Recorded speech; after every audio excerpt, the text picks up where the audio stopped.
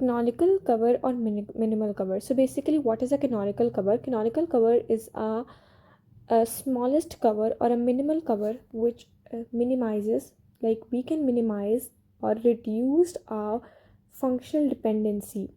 So here is a functional dependency question given, and we can reduce it into the minimal form. So there are the multiple steps that how to reduce this. So the first step is decomposition rule, in which we have to simply decompose it.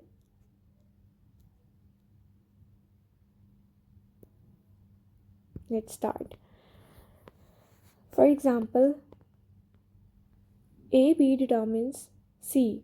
So it will remain as it is. AB determines C, but we can decompose it to C determines A and C determines B. Similarly, this will remain as it is. B determines C, and we can decompose ABC determines AC into ABC determines A and ABC determines C. Then we can write A determines C and AC determines B. So in this we have to, like the rule we are following is a decomposition rule. For example, if we have x determines yz, we can easily decompose our right hand side into x determines y and x determines z. So this is the decomposition rule that we are following. Now we have to eliminate the trivial dependency. So what is basically trivial dependency? Trivial dependency occurs when the right hand side is present in the left hand side. The example of trivial dependency is, for example, A, B, C determines C. The whole right hand side is present here, so it is basically trivial dependency. Similarly, the example is x determines x. It is a reflexive property, but is also a trivial dependency. Similarly, AB determines D. It is not a trivial dependency, but if I write D here, then it can easily become a trivial dependency. So these are the examples of trivial dependency. Now let's see. First, check the right hand side if it is present in left hand side. No, it is not. No, it's not. Now check this. No, it's not. Similarly, this. Now we can clearly see that A is also present in left hand side. So we can simply remove this functional dependency. Similarly, C is present in the left hand side. So we can remove this too. A determines C and AC determines B. There is no trivial dependency. So now let's move forward to the third step. The third step states remove extra attributes. Now to remove extra attributes, we have to follow these steps. We can see that AB completely, like the joint of AB determines C. So we can remove it by taking the closure of A. Takes A closure. Now see if A can determine anything. Yes, A determines A closure can A determines itself, and A can determine C, and AC can determine B. We can clearly see that B here is present with it. So we can see that closure of A can determine B. So why there is a need of B? We can simply remove B. Similarly, C determines A. We cannot remove it because it's not a joint. So let's see AC. If A can determine C, we can simply remove C. Here we see that A determined itself, and by this we can see that A determines C.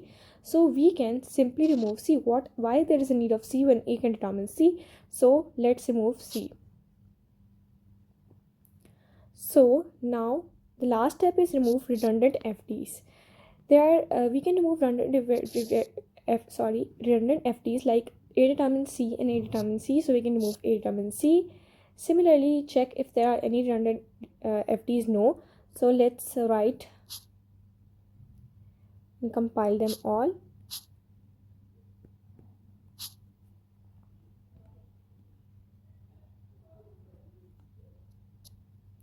Now we have to do the last step. We have to find the closure of A, the left hand side, and if we get the right hand side in this closure, then we can easily remove this functional dependency.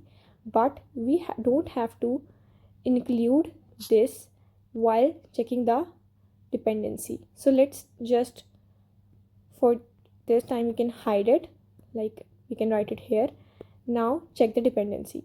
We know that A can determine itself, A can determine B, B can determine C. We have seen that we have found a right hand side in the closure of A, which is left hand side, so we can easily move A determines C.